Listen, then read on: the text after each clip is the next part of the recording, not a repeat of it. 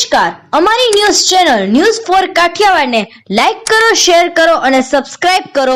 News for Kathiawad. નમસ્કાર. Shri વિદ્યાગુરુ foundation સંચાલિત શ્રી લલ્લુભાઈ શેઠ આરોગ્ય મંદિર ખાતે પીડિયાટ્રિક ફિઝિયોથેરાપિસ્ટનો નિઃશુલ્ક નિદાન અને સારવાર કેમ્પ યોજાયો.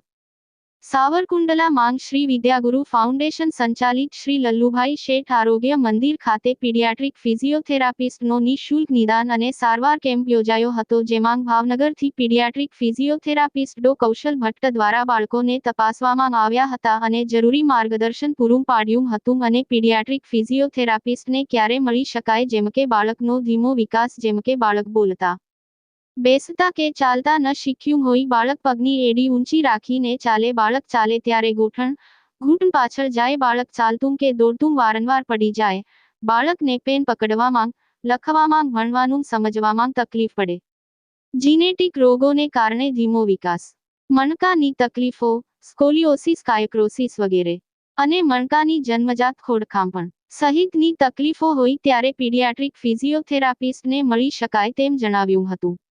રિપોર્ટર યોગેશ ઉનકત, સાવરકુંડલા, અમરેલી.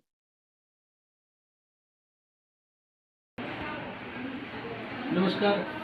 શ્રી વિદ્યાગુરુ ફાઉન્ડેશન સંચાલિત શ્રી લલ્લુભાઈ શેઠ આરોગ્ય મંદિરમાં આમ તો સીપી ચાઇલ્ડનું ડિપાર્ટમેન્ટ ખૂબ ઘણા વર્ષોથી કાર્યરત છે, પરંતુ તેને વધારે સારું કરવા માટે છેલ્લા 2 મહિનાથી ડૉક્ટર કૌશલ ભટ્ટ સાહેબ જે છે એ ખાસ ભાવનગરથી આવા બાળકોને વિકાસ લક્ષી સારવાર માટે ખૂબ કાર્યરત થઈ અને દર મહિને અહીંયા એક કેમ્પ કરતા હોય છે. તો આવા બાળકોને સીપી ચાઇલ્ડને, આવા બાળકો જે ખોડ કાપડવાળા છે, એમને આ સેવાનો લાભ લેવા માટે હું વિનંતી કરું છું. Thank you. હું ડૉક્ટર કૌશલ ભટ્ટ, પીડિયાટ્રિક ફિઝિયોથેરાપિસ્ટ, ભાવનગર. છેલ્લા 2 મહિનાથી હું લલ્લુભાઈ શેઠ આરોગ્ય મંદિર સાથે સંકળાયેલો છું અને સાવરકુંડલામાં રહેતા જે બાળકો જેમને કોઈ વિકાસની તકલીફ છે, ઓટિઝમ છે, ADHD છે, લખવામાં તકલીફ છે, એમની સ્પેશિયલ ટ્રીટમેન્ટ માટે હું ભાવનગરથી વિઝિટિંગમાં આવું છું. અહીંના બાળકોને અહીંયા જ નિદાન થઈ જાય અને અહીંયા જ સારવાર મળી રહે એ હેતુથી મેં સાવરકુંડલા આવવાનું શરૂ કરેલું છે.